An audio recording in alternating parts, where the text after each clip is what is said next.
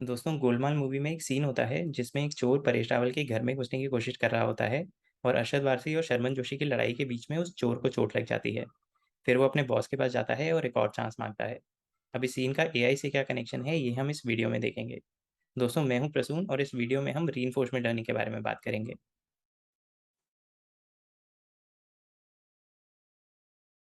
अभी तक हमने जो भी सेटिंग्स डिस्कस करी हैं उनमें हमारे पास अलग अलग डेटा पॉइंट्स थे और ये सारे डेटा पॉइंट्स एक दूसरे से इंडिपेंडेंट थे। For example, spam email classification के टास्क में अगर हमारे पास 100 ईमेल्स हैं तो हम इन सब 100 ईमेल्स के लेबल्स इंडिपेंडेंटली प्रिडिक्ट करते हैं। मतलब ट्रेनिंग के बाद हम अपने मॉडल को यूज़ करके पहले फर्स्ट ईमेल का लेबल प्रिडिक्ट करते हैं।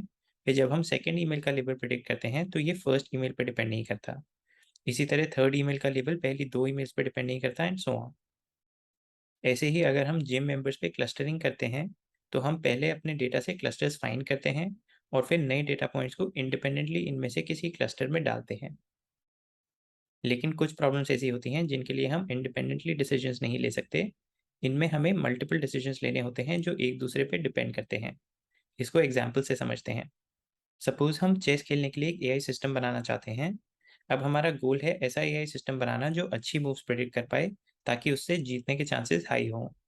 तो हमारा मॉडल एक चेस बोर्ड की स्टेट लेगा एज इनपुट और नेक्स्ट मूव आउटपुट करेगा। फिर इस मूव के बेसिस पे दूसरा प्लेयर कुछ मूव चलेगा और फिर हमारा मॉडल नेक्स्ट मूव चलेगा, एंड सो ऑन। तो यहाँ हम देख सकते हैं कि हमारे मॉडल की प्रिडिक्शंस इंडिपेंडेंट नहीं है। मतलब सेकंड मूव के लिए जो हमारे पास चेस बोर्ड की स्टेट आती है वो पहले वाली मूव पे डिपेंडेंट है। इस टाइप की प्रॉब्लम्स को सीक्वेंशियल डिसीजन मेकिंग प्रॉब्लम्स बोलते हैं, क्योंकि यहाँ हम एक सीक्वेंस ऑफ डिसीजंस ले रहे हैं। बहुत सारे एआई टास्क को हम सीक्वेंशियल डिसीजन मेकिंग के फ्रेमवर्क से समझ सकते हैं। फॉर एग्जाम्पल, ज़्यादातर गेम प्लेइंग एजेंट्स में सीक्वेंस ऑफ मूव्स होती हैं जो एक दूसरे पे डिपेंडेंट होती हैं। इसमें वीडियो गेम्स भी आते हैं और चेस जैसे टर्न बेस्ड गेम्स भी आते हैं। इसके अलावा अगर हमें रोबोट्स बनाने हैं जो रियल वर्ल्ड टास्क कर पाएँ जैसे कुकिंग, तो यहाँ भी एक सीक्वेंस ऑफ एक्शन से टास्क कंप्लीट होता है और ये एक्शंस एक दूसरे पे डिपेंडेंट होते हैं। इसलिए ये भी सीक्वेंशियल डिसीजन मेकिंग का एक एग्जाम्पल है। फाइनली, लैंग्वेज मॉडल्स जैसे चैट जीपीटी में भी हमारा सिस्टम एक सीक्वेंस ऑफ वर्ड्स जनरेट करता है और ये वर्ड्स एक दूसरे पे डिपेंडेंट होते हैं। तो ये भी सीक्वेंशियल डिसीजन मेकिंग प्रॉब्लम का एक एग्जाम्पल है। सीक्वेंशियल डिसीजन मेकिंग के लिए एक स्टैंडर्ड फ्रेमवर्क होता है जिसको एजेंट एनवायरनमेंट लूप बोलते हैं। इसमें हमारे पास एक एजेंट होता है जो एक एनवायरनमेंट के साथ इंटरैक्ट कर रहा है। एनवायरनमेंट बेसिकली एजेंट के बाहर का वर्ल्ड है। तो फॉर एग्जांपल, अगर हम चेस खेलने के लिए एक एआई सिस्टम बनाते हैं तो ये एआई सिस्टम हमारा एजेंट है और चेस बोर्ड एनवायरनमेंट है। हमारे एनवायरनमेंट में दूसरा प्लेयर भी है क्योंकि ये भी एजेंट के बाहर है। रोबोटिक्स टास्क में हमारा रोबोट एजेंट है और उस रोबोट की जो सराउंडिंग्स हैं वो एनवायरनमेंट है। तो सीक्वेंशियल डिसीजन मेकिंग में हमारा एजेंट एनवायरनमेंट को ऑब्जर्व करता है, फिर उस ऑब्जर्वेशन के बेसिस पे एक एक्शन लेता है जिससे एनवायरनमेंट में कुछ चेंज होता है, और उसके बाद हमारा एजेंट फिर से एनवायरनमेंट की नई स्टेट ऑब्जर्व करता है और एक एक्शन लेता है जिससे एनवायरनमेंट फिर से चेंज होता है, and so on. For example, chess में हमारा एजेंट एक मूव चलता है तो उससे चेस बोर्ड की स्टेट चेंज होती है। फिर दूसरा प्लेयर एक मूव चलता है और इससे भी एनवायरनमेंट की स्टेट चेंज होती है। इसके बाद एआई एजेंट की टर्न है तो वो फिर से एनवायरनमेंट यानी चेस बोर्ड की स्टेट के बेसिस पे एक और एक्शन लेता है और ये प्रोसेस रिपीट होता है। इसी तरह रोबोटिक्स टास्क में भी रोबोट कुछ एक्शंस लेता है तो उससे एनवायरनमेंट चेंज होता है, फिर रोबोट फिर से कुछ एक्शन लेता है, एंड सो ऑन। तो किसी भी सीक्वेंशियल डिसीजन मेकिंग प्रॉब्लम को हम ये एजेंट एनवायरनमेंट लूप वाले सेटअप से डिस्क्राइब कर सकते हैं। अभी तक हमने जो देखा उसमें एजेंट एनवायरनमेंट के साथ इंटरैक्ट कर रहा है लेकिन कोई लर्निंग नहीं हो रही, क्योंकि हमने अभी तक एजेंट को कोई लेबल्स नहीं दिए हैं। अब सीक्वेंशियल डिसीजन मेकिंग प्रॉब्लम्स में लर्निंग के लिए हम यूजुअली जो अप्रोच यूज़ करते हैं उसको रीइंफोर्समेंट लर्निंग या आरएल बोलते हैं। रीइंफोर्समेंट लर्निंग में हम सुपरवाइज लर्निंग की तरह हर स्टेप पे मॉडल को करेक्ट एक्शन नहीं बताते, हम मॉडल के एक्शंस को स्कोर करते हैं। मतलब अगर मॉडल का एक्शन अच्छा है तो उसे ज़्यादा स्कोर मिलेगा, और अगर उसका एक्शन अच्छा नहीं है तो उसे कम स्कोर मिलेगा। इस स्कोर को रिवॉर्ड बोलते हैं। तो हमारा एजेंट हर स्टेप पे एक एक्शन लेता है और वो एनवायरनमेंट की नई स्टेट तो ऑब्जर्व करता ही है, लेकिन उसके साथ उसे एक रिवॉर्ड भी मिलता है। ये रिवॉर्ड पॉजिटिव भी हो सकता है, नेगेटिव भी हो सकता है, ज़ीरो भी हो सकता है। तो हमारा गोल है कि हमारे एजेंट की सीक्वेंस ऑफ एक्शन से जो टोटल रिवॉर्ड उसको मिले वो ज़्यादा से ज़्यादा हो। ये रीइंफोर्समेंट लर्निंग में हमारा मेन ऑब्जेक्टिव होता है। इसको थोड़ा फॉर्मली डिफाइन करते हैं। बेसिकली एजेंट के बिहेवियर को हम पॉलिसी से डिनोट करते हैं। ये एक फंक्शन होता है जो एक स्टेट लेता है एज इनपुट और जो भी पॉसिबल एक्शंस हैं उनके लिए प्रोबेबिलिटीज आउटपुट करता है। तो for example chess playing agent के लिए हमारी पॉलिसी एक चेस बोर्ड की स्टेट लेगी इनपुट में और सारी पॉसिबल नेक्स्ट मूव्स के लिए प्रोबेबिलिटी जनरेट करेगी। फिर हम इन प्रोबेबिलिटीज के बेसिस पे एक एक्शन सैंपल करेंगे। तो अगर कोई पॉलिसी अच्छे एक्शंस को हाई प्रोबेबिलिटी देती है और खराब एक्शंस को लो प्रोबेबिलिटी देती है, तो वो एक अच्छी पॉलिसी है। अब रीइंफोर्समेंट लर्निंग में हम ऑप्टिमल पॉलिसी लर्न करना चाहते हैं। ऑप्टिमल पॉलिसी मतलब ऐसी पॉलिसी जिसको यूज़ करके जब हम एक्शंस लेते हैं, तो हमारा टोटल रिवॉर्ड मैक्सिमम होता है। तो अब हम रिवॉर्ड को यूज़ करके अलग-अलग टास्क अपने एजेंट को सिखा सकते हैं। फॉर एग्जांपल चेस में हम एक सिंपल सा रिवॉर्ड डिफाइन कर सकते हैं कि जब किसी सीक्वेंस ऑफ एक्शन से हमारा एजेंट गेम जीतता है, तो उसे 1 रिवॉर्ड मिलता है, वरना उसे 0 रिवॉर्ड मिलता है। तो जब हम इस रिवॉर्ड के लिए पॉलिसी लर्न करेंगे, तो वो पॉलिसी गेम को जीतने की कोशिश करेगी। इसी तरह हम एजेंट को अलग-अलग बिहेवियर सिखाने के लिए अलग-अलग टाइप्स के रिवॉर्ड्स डिफाइन कर सकते हैं। अब समझते हैं कि हम ऑप्टिमल पॉलिसी को फाइंड कैसे करते हैं। इसके लिए बहुत सारे अलग-अलग रीइंफोर्समेंट लर्निंग एल्गोरिदम्स होते हैं। इन एल्गोरिदम्स की डिटेल्स अभी इंपॉर्टेंट नहीं है, फिलहाल बस इन एल्गोरिदम्स की बेसिक इंट्यूशन समझते हैं।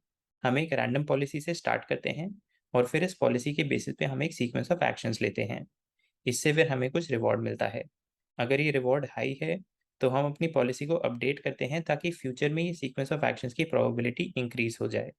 और अगर ये रिवॉर्ड लो है, तो हम अपनी पॉलिसी को अपडेट करते हैं ताकि फ्यूचर में ये सीक्वेंस ऑफ एक्शंस की प्रोबेबिलिटी डिक्रीज़ हो जाए। फिर हम इस नई पॉलिसी के बेसिस पे फिर एक सीक्वेंस ऑफ एक्शंस लेंगे और इस प्रोसेस को रिपीट करेंगे। तो इस प्रोसेस से हम फाइनली ऑप्टिमल पॉलिसी पर पहुंच जाएंगे। तो ये प्रोसेस गोलमाल के उस सीन के जैसा है जिसके बारे में हमने वीडियो की स्टार्टिंग में बात करी थी। हमारा एआई एजेंट कुछ एक्शंस लेता है और अगर उन एक्शन से उसको अच्छा रिवॉर्ड नहीं मिलता तो वो कोई और एक्शंस ट्राई करता है। देख, चुप कर, नहीं तो तेरे को बेहोश करके अंदर लेके जाऊंगा, बोल रहा हूँ। देख मैं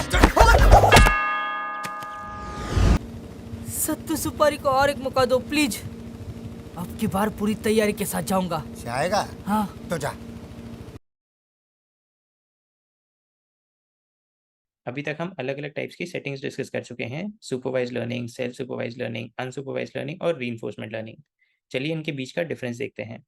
पहला डिफरेंस है कि किस टाइप की डेटा से हमारा एल्गोरिदम लर्न करता है।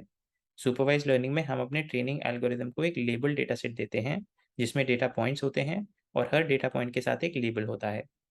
सेल्फ सुपरवाइज्ड लर्निंग में हम एक अनलेबल्ड ट्रेनिंग डेटा सेट देते हैं, लेकिन हम डेटा में से ही लेबल्स निकाल सकते हैं। अनसुपरवाइज्ड लर्निंग में हम एक अनलेबल्ड ट्रेनिंग डेटा सेट देते हैं और हमारा एल्गोरिदम इस अनलेबल्ड डेटा को ही यूज़ करके कुछ पैटर्न निकालता है। फाइनली रीइंफोर्समेंट लर्निंग में कोई ट्रेनिंग डेटा सेट होता ही नहीं है। हमारा एजेंट खुद ही एनवायरनमेंट के साथ इंटरैक्ट करके डेटा कलेक्ट करता है। अब इसी से रिलेटेड नेक्स्ट पॉइंट है। सुपरवाइज्ड लर्निंग में 2 स्टेप्स होते हैं, ट्रेनिंग और इन्फरेंस। इसी तरह सेल्फ सुपरवाइज्ड लर्निंग और अनसुपरवाइज्ड लर्निंग में भी ये दोनों स्टेप्स होते हैं। लेकिन रीइंफोर्समेंट लर्निंग में एक सिंगल प्रोसेस होता है, जिसमें हमारा एजेंट एक्शंस लेके एनवायरनमेंट के साथ इंटरैक्ट करता है और इस डेटा को यूज़ करके धीरे-धीरे अपनी परफॉर्मेंस इंप्रूव करता है। तो यहाँ यूजुअली ट्रेनिंग और इन्फरेंस के अलग-अलग स्टेप्स नहीं होते। फाइनली इन सेटिंग्स में इवैल्यूएशन में भी डिफरेंस होता है। सुपरवाइज्ड और सेल्फ सुपरवाइज्ड लर्निंग में हमारे पास लेबल्स होते हैं, तो हम प्रेडिक्टेड लेबल को ट्रू लेबल के साथ कंपेयर करके एक्यूरेसी या मीन स्क्वेयर्ड एरर निकाल सकते हैं। अनसुपरवाइज्ड लर्निंग में हमारे पास कोई लेबल्स नहीं होते, तो हम एक्यूरेसी या मीन स्क्वेयर्ड एरर नहीं निकाल सकते। हमारा एल्गोरिदम कितना अच्छा है ये डिटरमाइन करने के लिए अलग-अलग अप्रोचेस होती हैं, जो स्पेसिफिक टास्क पे डिपेंड करती हैं। और रीइंफोर्समेंट लर्निंग में हम देखते हैं कि हमारी पॉलिसी का टोटल रिवॉर्ड कितना है।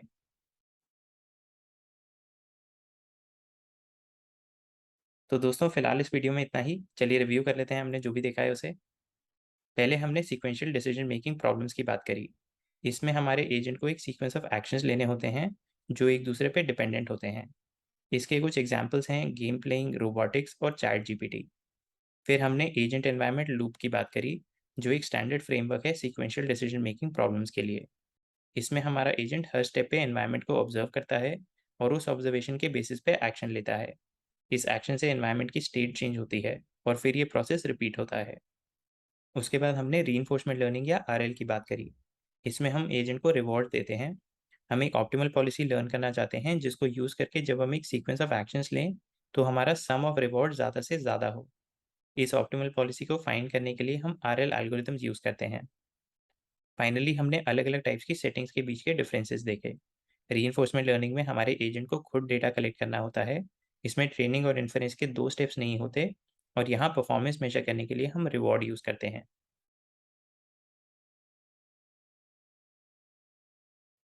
दोस्तों, अगर आपको ये वीडियो पसंद आई तो इसे लाइक और शेयर ज़रूर कीजिए और चैनल को सब्सक्राइब करना मत भूलिए।